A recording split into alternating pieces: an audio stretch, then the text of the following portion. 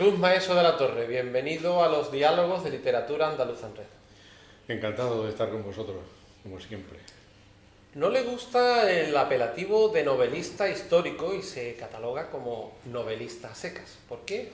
Sí, siempre lo he defendido y sobre todo cuando el crítico literario de Babelia, Jacinto Antón, decía: a este hombre no se le puede catalogar y meterlo en el cómputo de novelistas históricos, toda vez que escribe historias inventadas en un marco histórico. Si a eso se le llama novela histórica, pues tendríamos que meter también La canción del pirata, Bomarzo, en fin, un montón de novelas que en realidad no son novelas históricas. A mí ya no me importa que me cataloguen como tal, y si me llaman a muchas universidades y foros culturales es para hablar de novela histórica. Pero efectivamente yo hablo de personajes malditos, personajes secundarios. Para mí los reyes, cancilleres, papas y demás personajes importantes de la historia son meros figurantes en el escenario de mis novelas. Luego digo lo que dice mi maestro Alejo Carpentier y Mujica Laínez, que dijeron ambos dos: mire usted, yo no sé si soy novelista histórico, yo escribo novelas y solo novelas. Y ahí me quedo. En ese mismo artículo de Jacinto Antón decía que escribía polinovelas, Sí. porque mezclabas novela negra, de misterio, en fin, distintos géneros. Efectivamente, yo siempre como mi objetivo y cometido primordial es, y tú que escribes lo sabes también, es entretener al que lee, emocionarlo, darle conceptos emotivos para que pase un rato placentero, como aquel que escucha una sinfonía o aquel que mira un cuadro. Entonces yo quiero que la persona que lee o coge uno de mis libros se lo pase muy bien, que sea un motivo de placer solitario que siempre se hace en la soledad el leer. Y claro, yo le introduzco en mis novelas elementos mistéricos o misteriosos. El hilo conductor siempre suele ser una aventura amorosa, bien que acaba bien o acaba mal, de una forma irredenta. Y claro, luego también meto cuestiones de pensamiento. Me decía antes de morir Alfonso Perales, gran político de la socialdemocracia española, que él, cuando iba de Consejo de Ministros, solía leer párrafos de mi Algazal porque siempre le venía bien alguno de ellos. Quiere decir que incita al pensamiento, a la reflexión. Y claro, también decía Jacinto Antón, ese famoso artículo cuando saqué Algazal, que también los personajes secundarios eran tratados de una forma que no se habían tratado nunca en la novela histórica, con gran profundidad psicológica y demás. Luego sí, a mí no me gusta la palabra polinovela porque parece que estábamos hablando de un problema de álgebra, ¿no?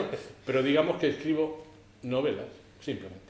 ¿Por qué tiene tan mala fama la novela histórica, en línea general? Sí, es verdad que es curiosísimo, porque yo siempre he sostenido, allá donde me han invitado para hablar de este género, que permanece en la historia desde el principio de los tiempos, y han escrito los mejores escritores de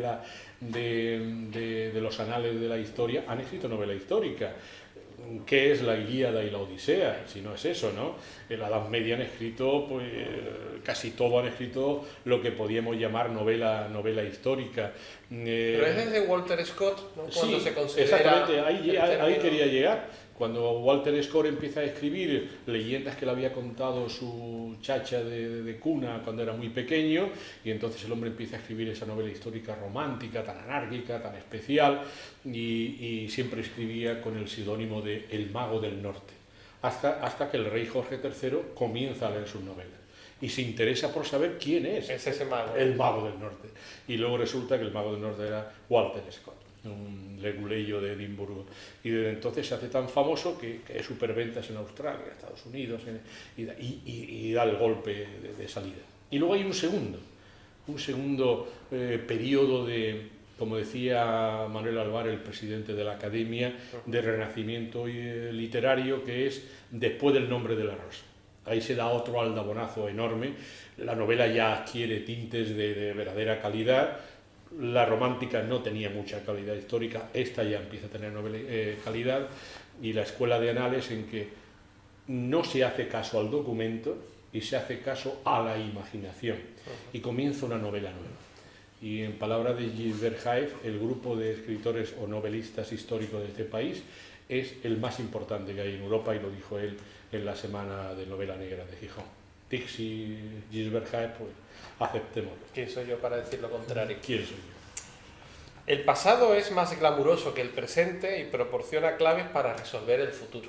Sí. Fue el titular de una entrevista que te hice hace un par de años. Efectivamente. Y esta frase me gusta mucho. ¿Por qué? Porque el pasado es más glamuroso que el presente. Es cierto. Yo, con todo mi respeto, y creo que también te lo decía en aquella entrevista, tú me has entrevistado varias veces para la prensa escrita y también para tu blog y para otras entrevistas audiovisuales, siempre he dicho que a mí hablar de una chica que está metida en la droga, en Vallecas y tal, sí, he leído muchas novelas y son muy emotivas. A mí eso particularmente no me da, no sé, no me espolea para escribir. Y sin embargo sí me espolea, pues, un hecho de la Edad Media, de la historia antigua o de la época de las Cortes. ¿Por qué? Porque los sentimientos y los seres humanos no han cambiado nada. Tenemos las mismas miserias, tenemos las mismas virtudes, todo exactamente igual, como decía Voltaire, que el que no cambia nunca es el hombre. Cambian los episodios, pero el hombre no cambia nunca. Entonces dije yo, ¿por qué escribir de Vallecas o de Carabanchel si puedo escribir de Aviñón, de la corte del emperador de Bizancio o de la corte califal de Abderramán II, que es infinitamente más glamuroso? Y entonces me decidí por ello, toda vez que soy historiador.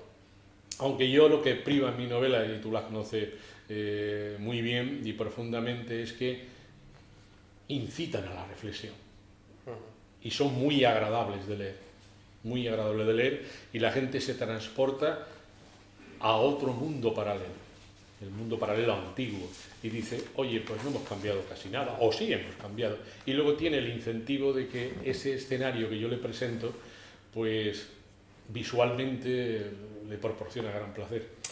Son muchas las preguntas que surgen a colación de tus respuestas, algunas, como no puedo hacerte varias seguidas. Pero La caja china es el título de la próxima novela que vas a sacar en el mes de abril con Ediciones B. Sí. Y hacía 4 años o algo más de 4 años que no sacabas una nueva novela. ¿Por qué ha pasado este periodo tan largo cuando las anteriores prácticamente fueron de seguido o casi todas de seguido? En numerosas ocasiones he referido que yo he sacado una novela por año, porque yo, antes de sacar mi primera novela al público, que fue Algazal, que lo hizo Edasa en el 99, no en el 2000 como dice alguna prensa, en el 99, pues yo ya tenía escritas 5 novelas. Yo había terminado mi carrera de Filosofía y Letras aquí en esta universidad que tanto quiero, de Cádiz, y ya tenía escritas 5 novelas. Entonces, cuando edito la primera, claro, tenía ahí un bagaje importante que lo fui sacando poco a poco mientras hacía las otras, ¿no? El chollo de cualquier editor. Un dicho sea de paso, sí, sí. Efectivamente. Y bien que les valió la parte económica a mis novelas, tanto a Edasa como a Grijalbo. Y claro, ha llegado un momento en que ya no tenía novelas para ir sacando cada año, porque una novela es una apuesta estético-literaria de 2 años y pico, o 3. Tú que has escrito novelas sabes que en un año es imposible escribir una novela, por lo menos yo no soy capaz. La prensa lo ha reiterado con frecuencia como para denostar cómo este tío escribe una novela. Un autor muy prolífico. Muy prolífico, y me dice prolífico como diciendo, no debe ser bueno. No, pues mire usted, yo he estado 2 años y pico escribiendo cada novela. Entonces ahora había tardado 2 años. Pero es que he roto mis relaciones comerciales con Grijalbo, porque con la crisis, pues siempre pagan el pato el mundo de la cultura. Cuando hay que quitar algo, se quita del mundo de la cultura. Y las editoriales, que no nos consideran mucho, solamente si eres rentable o no lo eres, pues, en fin, quería hacer una serie de bajadas estipendiarias y tal, y mi agente literario pues dijo que no. Y entonces nos hemos ido de editorial, y ahora estoy en el grupo Z, con Ediciones B, y en fin, y sale La caja china, en la cual tengo depositada grandes esperanzas, porque es un tema muy inédito. Yo he cambiado de forma de escribir, ya lo hago menos, ¿cómo diría yo?, menos barrocamente, y lo hago más periodísticamente. He llegado a un entente cordial, y la editorial, pues la crítica que le han hecho sus lectores ha sido muy buena, y ya sale dentro de nada. Me imagino que es una evolución natural, ¿no? Es una evolución natural. De tus lecturas, de tus experiencias en la vida. Exactamente. Yo siempre he dicho que especialmente soy un lector, yo no escribo, yo no soy un novelista, yo soy un lector que escribe. Y claro, la evolución que tú dices es lógica. es lógica. Tú vas, después de escribir 12 novelas, después de escribir 15 o 20 libros también de relato corto, que si poesía, que si algún ensayo, claro, llega un momento que tú vas depurando, como en cualquier oficio, porque esto es un oficio. Y me he dado cuenta que he depurado mucho mi estilo con frases más cortas, epítetos más certeros y no los duplico como hacía antes, pero lo demás sigue siendo igual, las tramas, el estudio de personajes. ¿Cuál es su método de trabajo? Ahora que estamos hablando de este Bueno, periodo. es curioso porque cuando trabajaba era más metódico y ahora que estoy jubilado y debía de serlo, ahora es cuando soy más anárquico, cosa que la mar de curiosa. Y mi método de trabajo es que esto lo considero un oficio, como dice el maestro Juan Eslava, suelo escribir todos los días, todos los días. Si alguno no puedo, rectifico y el siguiente escribo un poco más. Para eso, para que esto que tanto se dice, que tan manido, ¿no? De que la musa te coja escribiendo, ¿no? Hay días que escribes mejor, días que escribes peor, pero a mí es que me place mucho escribir, ¿no? Y recrear esos mundos y esos personajes, las mujeres, esos hombres de la antigüedad, a los cuales pongo en su boca lo que era el pensamiento de la época, cosa que no hay que incurrir en ese error, y eso me lo paso muy bien haciéndolo, ¿no? Así que mi método de trabajo es escribir todos los días, hacerlo con asiduidad y no fallar nunca, y estar ahí en ese oficio tan noble como es de escribir. ¿Y por qué eliges una temática? ¿Por qué dices, ahora voy a escribir una novela sobre temas chinos? ¿O por qué el Tartessos en Cádiz? ¿Por qué es la elección? Bueno, yo he tenido siempre como historiador que soy una especie de deformación. Me he dado cuenta cuando he ido fuera de este país a algunas conferencias y mesas redondas sobre novela o novela histórica, estuve en Glasgow, estuve también en Toulouse, estuve en Roma, me di cuenta cómo los novelistas llamados históricos, Umberto Eco, Michel Sardou, ¿cómo se llama? Lindsay Davis, con la que estuve también en Toulouse, pues esta gente le tenían un respeto enorme a lo que es el imaginario colectivo de una nación. Y ellos se sentían orgullosos de ser inglesa una, Sardou de ser francés y Eco de ser italiano. Pero en España no. Y en España no existe eso. Y yo no es que sea un patriotero en absoluto, pero tenemos un pasado tan brillante, como yo le decía a Sardou, tan brillante o más que el de ellos y que el de Inglaterra. A mí no me echa la pata un literato histórico inglés o belga a España, que tiene la historia llena de personajes inconmensurables y de historia. Y entonces empecé, no como propósito importante, sino a desvelar nuestro pasado con una historia muy asequible, ¿no? Y de Tartessos no se había escrito nada, después han salido 3 o 4 novelas, pero la mía fue la primera que tú tuviste o tuve yo el placer de que me presentaras aquí en Cádiz.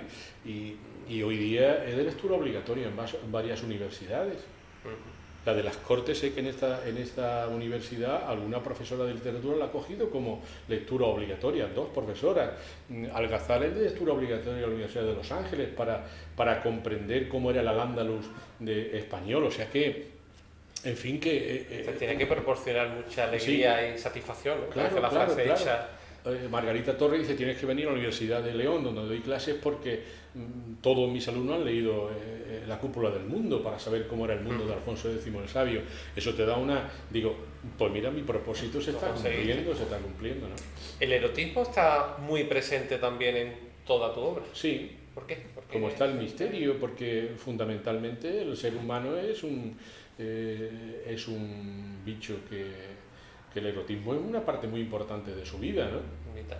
Sí, vital, diría yo. Hay muchas lectoras, no mucho me escribía una, da igual, que si yo todo lo que ponía de la experiencia erótica de mi personaje, yo lo había comprobado. Digo, mire usted, yo pertenezco a la generación de los 50 que prácticamente no hemos pasado nunca de la primera página del Kama Sutra, digo, pero bueno, uno tiene imaginación, ¿no? Y creo que eso es un hilo conductor muy importante en una novela. Es muy importante porque te excita ese pulso sexual que tenemos todos, es la vida misma, salen mujeres esplendorosas como otras que no lo son, y claro, eso es una inflexión muy bonita en las novelas. Has hablado de la imaginación y te pregunto qué papel jugó la biblioteca pública de Úbeda en tu inicio a la lectura, a la literatura, sí, ¿no? A la imaginación. Claro. Es el momento clave, y me alegra muchísimo que tú lo recuerdes. y es que en la época de Franco, que nadie tenía en su casa más de 2 libros o 3, eso era impensable que nadie tuviera en su casa una biblioteca, salvo un doctor, una persona de mucho dinero. Mi padre era lector de préstamo y un día me dijo, yo ya había aprendido a leer, y me dijo, Jesús, acompáñame que voy a devolver un libro a la biblioteca. La biblioteca estaba ni más ni menos que en el Palacio Vázquez de Molina, que es el palacio renacentista más bello, según me decía un autor italiano, que no recuerdo ahora el nombre, que estuvo en Úbeda, fui a presentarlo, Valerio Manfredi. Bueno. Y me dijo, en Italia no existe un palacio como este, una proporción. Y allí estaba la biblioteca. Y entonces este hombre me llevó a la biblioteca, me pasé dentro. En primer lugar me extrañó muchísimo la luz. Era una luz fluorescente, que no había ninguna casa de mi pueblo, porque todas las bombillas amarillas de aquella época, llenas de moscas. Y claro, para mí me pareció un lugar esplendoroso porque estaba lleno de libros, entre otras cosas. Claro, yo me quedé de verdad como absorto, me quedé de piedra. Y mientras mi padre cambiaba el libro, cogía otros y demás, yo me senté en la sala de los niños y cogí el libro que aún no se me ha olvidado, que se llamaba La Ilíada y la Odisea para niños. A lo mejor me marcó de por vida. Seguro. Y yo ya pues ya fui un visitante asiduo. Yo no es que fuera un niño repelente, yo jugaba como todos los niños, pero siempre encontraba algún momentillo para ir de allí. Y ya no dejé jamás de ir. Y eso ya me cubrió de razones para seguir escribiendo. Yo me leí todo lo que se podía leer ahí. Y por eso tengo una formación clásica. Y lo más gracioso es que en esa mesa de niños muchas veces pues había un niño que se llamaba Antonio Muñoz Molina, que no hablaba con nadie. Había otro que se llamaba Salvador Compán, que sí hablaba con mucho porque era muy dicharachero, era un escritor magnífico, yo le tengo un aprecio literario y personal enorme. Y otras veces Joaquín Martínez Sabina, que siempre estaba enredando, porque teníamos todos la misma edad, Sí, sí. todos. ¿Qué pudo pasar en Úbeda para que hubiera ese núcleo de creadores tan importantes que ahora forman parte de los pilares básicos de la cultura española? Pues sí, es verdad, y yo me lo he preguntado muchas veces. Está también Tito en la cuestión de la alfarería, que es un verdadero artista, gente que hace artesonados mudéjares, que eso no lo hace ya nadie, el pintor Góngora, o sea, gente muy importante del mundo de la cultura, y no lo hemos preguntado, y yo creo que es mera casualidad. Bien, es verdad que tú te levantas en ese pueblo y claro, estás viendo perfección renacentista allá donde vayas. Mi misma calle, yo vivo en el centro de la ciudad y está el Palacio de Vela de los Cobos, la iglesia de San Pablo y tal. Claro, estás viendo belleza continuamente, ¿no?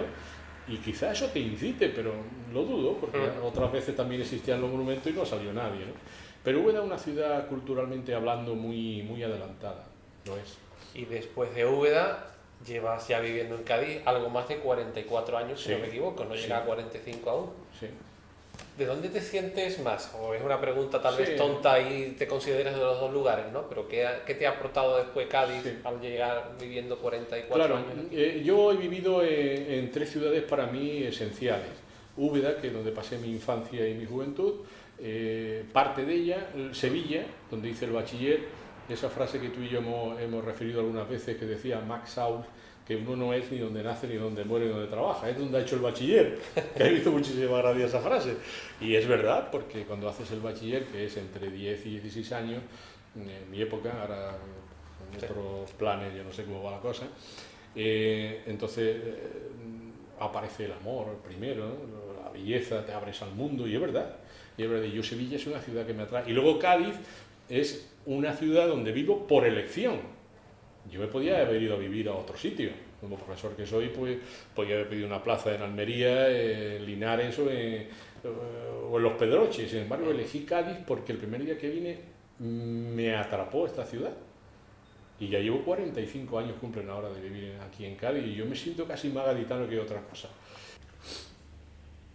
Me dijo hace unos años que tenía previsto escribir una obra de teatro. ¿Cómo marcha ese proyecto? Pues la verdad es que tú en muchas ocasiones incluso me has invitado y incluso me has incitado a que escriba una novela de corte actual, contemporáneo. Empecé y llevo ya 70 y tantas páginas. Hilo de seda, ¿no? Hilo de seda, y además tengo el título y los personajes y voy avanzando de vez en cuando.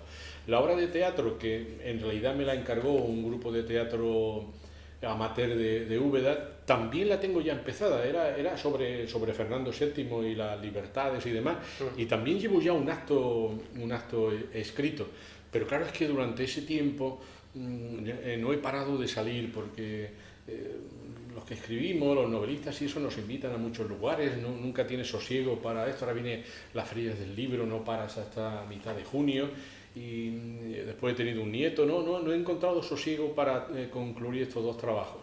Y ya mi editorial nueva también me ha pedido que cierta historia que yo tenía ya muy avanzada, que la concluyera porque le interesa muchísimo y tal, y no sé, ahí las tengo las dos, pero no me gustaría morirme sin escribirlas.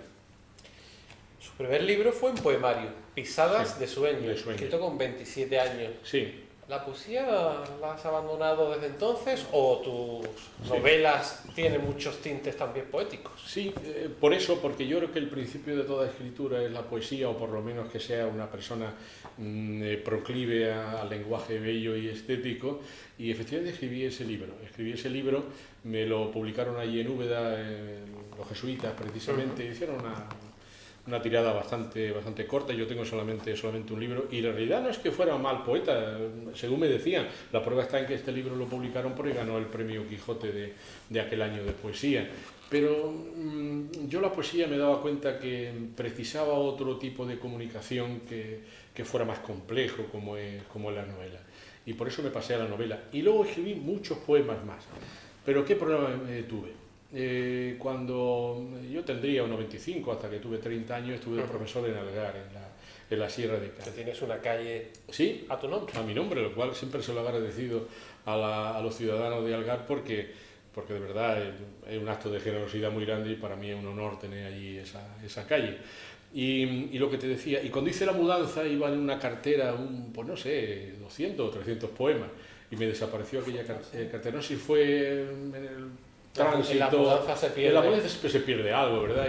Y lo perdí y entonces como que ese eslabón se me perdió y eso ha hecho que ya no escribiera más. Dije, no, si no lo hubiera perdido hubiera seguido y hubiera hecho alguna publicación más porque hubo 2 o 3 editoriales que me lo pidieron. Pero ya mi vena poética ha terminado, en otras cosas porque honestamente no creo tener la calidad suficiente como para escribir. Recientemente ha publicado con la Diputación de Cádiz un libro de relatos, que es un género que ha practicado con frecuencia, aunque no se te conoce. Sí, por eso mucho yo es cierto. Tú y yo tenemos un amigo que eso lo hace de forma magistral, que es Félix J. Palma.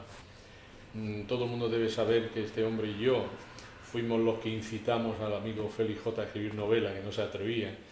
Y le decíamos los dos el mismo argumento, ¿cómo escribiendo esos relatos tan maravillosos que escribe Félix no te metes con una novela? Y cuando se ha metido un poco mano hecha todo, sí, ¿no? Sí. Pues lo ha arrasado, lo ha hecho admirablemente bien, como no cabía esperar menos de su talento. Pero es verdad que escribo mucho relato corto y es muy difícil de escribir. Tú también que sabes cómo es ese estilo literario.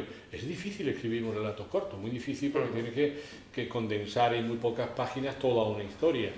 Y Diputación pues me pidió eso, que sobre la memoria común, escribir unos relatos y me buscara alguien que lo acompañara de fotografía o pinturas o algo más bien para servir de regalo a visitantes ilustres a la Diputación. Y entonces hemos hecho un libro que es bellísimo, es una joya. Es una joya por la fotografía tan maravillosa que tiene. Es un libro que se lee y luego tiene 8 historias colocadas en diversas épocas del tiempo que vienen a explicar la historia de la provincia de Cádiz. Y es un libro bellísimo, de verdad, de regalo estupendo. Y en fin, es un libro que me encargó la Diputación y creo que hemos hecho algo muy digno. Y hablando de libro bellísimo, ahora te pregunto por el libro electrónico. ¿Qué piensas del libro electrónico? Bueno, pues lo hemos hablado en tu blog, me parece que hablamos de ese tema. Yo pienso que con el tiempo se va a hacer con el mercado de la lectura. Parece estancado, ¿no? Ahora parece estancado, ¿no? Pero me dicen los libreros cuando los veo en las ferias del libro que va mucha gente preguntando por el libro electrónico, sobre todo gente joven. Pueden combinarse ambos. Yo, como soy ya de una edad provecta, yo no me puedo cambiar. En mi familia tienen todo un libro electrónico, pero yo quiero tentar, yo quiero leer, yo quiero palpar el libro y no me seduce mucho la historia. Pero veo que mucha gente lo lleva cuando hago de viaje, voy en el AVE y eso, veo a mucha gente en el libro electrónico. Sale más barato, lo cual está estupendo, y No lo veo mal. Yo creo que van a convivir, pero no vamos a pretender que el libro de Gutenberg esté hasta el fin de los tiempos, como tampoco pretendimos que los manuscritos estuvieran al fin de los tiempos o la arcilla sumeria hasta el fin de los tiempos. Ha ido cambiando. Parece uno de los inventos más perfectos Sí. de la historia del ser humano No te quepa duda. Yo siempre lo he dicho, es uno de los inventos más logrados del ser humano, ¿no? El libro. Le tengo un gran cariño.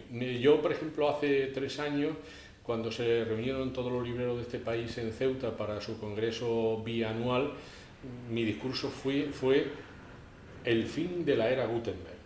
O sea, señores, ha terminado. Pero no lo decía que iba a terminar de forma inmediata y terminante, sino que con el tiempo terminaría. Y después ya en la copa que se dio después, pues todos los libreros decían que sí. Tendrán que pasar quizás algunas generaciones. Ellos dijeron que un par de generaciones. Para la generación. Fue lo que hablamos todos allí y tal, que en un par de generaciones cambiaría. ¿Por qué? Porque lo técnico va a prevalecer por lo no técnico. Pero como no, yo no lo veré, pues... ¿El cine se ha hecho eco o ha tenido intención de plasmar alguno de tus libros Sí. a la pantalla grande? Pues son libros además muy visuales, muy por tu forma de escribir, ¿no? ¿No ha habido todavía ningún...? Pues mira, solamente ha habido 2 intentos. Uno fue de Iborra, el marido de Verónica Forqué, que hace así como 15 años, sí, o 12, me llamó un día a Chiclana que a Algazán le había encantado, que quería hacerlo, pero claro, solamente la parte de Córdoba. Dice, yo no tengo ahora, no existía la informática que ahora hace escenarios maravillosos, Sí, sí. ¿no? Y dice, solamente tengo que hacer lo de Córdoba. No puedo hacer ni lo de Egipto, ni lo de Bizancio, ni el país de los vikingos. Digo, eso es lo más importante de la novela. Quizás sean libros o películas costosas de hacer y en Claro. España no se pueden. Y entonces el hombre me dijo, digo, bueno, habla con mi editor, con Daniel Fernández de Dasa, a ver lo que te dice. Y entonces me puso una amabilísima carta que no habían llegado a un acuerdo. Y otra fue con el Papaluna, que TV3 quiso hacerlo, pero luego no le vendía los derechos a Televisión Española para hacerlo en castellano, y este Daniel Fernández también se opuso. Se opuso porque, claro, daba muy poco dinero al ser una televisión autonómica. El caso es que, siendo, como dicen algunos críticos literarios y muchos lectores míos, que mis novelas son thrillers, como tú acabas de exponer, y sin embargo, pues nunca he tenido esa suerte, y para mí sería una delicia, no ya por la cuestión de dinero, porque tuvieran más fama, que la tendría inmediatamente, Sí. sino porque yo soy un cinéfilo de primera categoría y para mí sería ya, como diría yo, el éxtasis. Pero mira, hasta la presente no, y le pondremos una vela al destino y a la diosa fortuna para que ocurra lo que tú acabas de exponer. Y una de las últimas preguntas, ¿a cuánto, y por curiosidad, a cuántos idiomas se ha traducido en tus libros? Pues mira, me consta porque la tengo en casa, hay 3 novelas al ruso, que son La profecía del Corán, El sello del algebrista, y ahora que están haciendo en una tierra libre, al italiano el Auriga de Hispania, que por eso fui yo al Instituto Cervantes, al inglés La piedra del destino, y luego curiosamente al búlgaro y al húngaro algunas, que lo sé porque me han escrito las traductoras, que son 2 mujeres. Y le he dicho a mi agente literario que por favor me dé un ejemplar de esa, porque solamente tengo la del ruso y la del italiano, pero no tengo las demás. Pero sí, se han traducido a varios idiomas, pero lo más importante es lo que se han leído en Hispanoamérica. Que al ser el idioma común parece como si no fueran, pero son muchos países. Somos casi 550 millones Exactamente, de personas. y por ejemplo ahora de La caja china, que es mi próxima novela, como aparece Acapulco y aparece el Veracruz y aparece el México de la época de Felipe II y el fabuloso Galeón de Manila, pues una editorial la misma editorial, Ediciones B México, pues ha subcomprado los derechos y van a hacer una tirada de 15 o 20 mil ejemplares, lo cual pues es extraordinario, y también en Chile, y también en Uruguay, y también en Venezuela, o sea que muy bien, muy bien. Escribir, has comentado en alguna ocasión que te gusta mucho, es tu mayor aliciente, pero que detestas, odias corregir.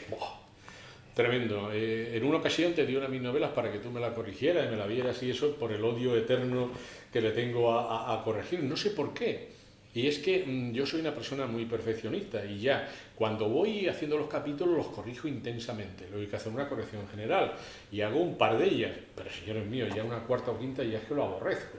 Entonces se lo doy a un amigo para que lo vea, porque yo ya carezco carezco de una especie de visión general de novela, porque ya la he escrito tantas veces y ya por eso cuando termino se la entrego a la editorial y aparecen los escaparates, ya no es mi novela, ya la odio visceralmente, porque cada persona que lee mi novela hace una interpretación distinta. Hay gente que me para por la calle y me dice unas cosas que digo, mire señora, yo no quería decir lo que usted me está diciendo, pero si a usted le ha parecido así, maravilloso, ha hecho su interpretación, que es lo que yo pretendía, ¿no? Otra gente se para y dice, veo Cádiz de otra forma después de leer En una tierra libre. Una mujer en el Corte Inglés me dijo que había aprendido a leer con Tarteso y que ya veía Andalucía de otra forma. Te dicen cosas muy, muy agradables. Quizás sea la cosa más complaciente de la lectura. Una sola persona que te diga una cosa tan bonita ya ha merecido la pena escribir. Seguro. No la cuestión de dinero, porque en este país, como tú bien sabes, salvo uno o dos, y no me equivoco, uno de ellos muy amigo nuestro, tuyo y mío, el resto de los escritores no ganan dinero con la novela. Si yo no hubiera tenido una profesión de profesor de historia, yo no podía haber vivido. ¿Por qué? Porque aquí tenemos unos porcentajes bajísimos. Por ejemplo, en Alemania, decía Gisbert Haes, aquí valen mi libro 21 euros. 8 para mí, 8 para la editorial y 8 para distribución, librería. Nosotros vamos porcentajes bajísimos. Tienes que vender 2 millones de libros para ser un potentado, ¿no? Y ellos no. Así que... Escribir en España es llorar, que decía Larra. Periodista sabio de los hubiera. Jesús, gracias por dedicarnos tu presente. Ha sido un placer, Dani.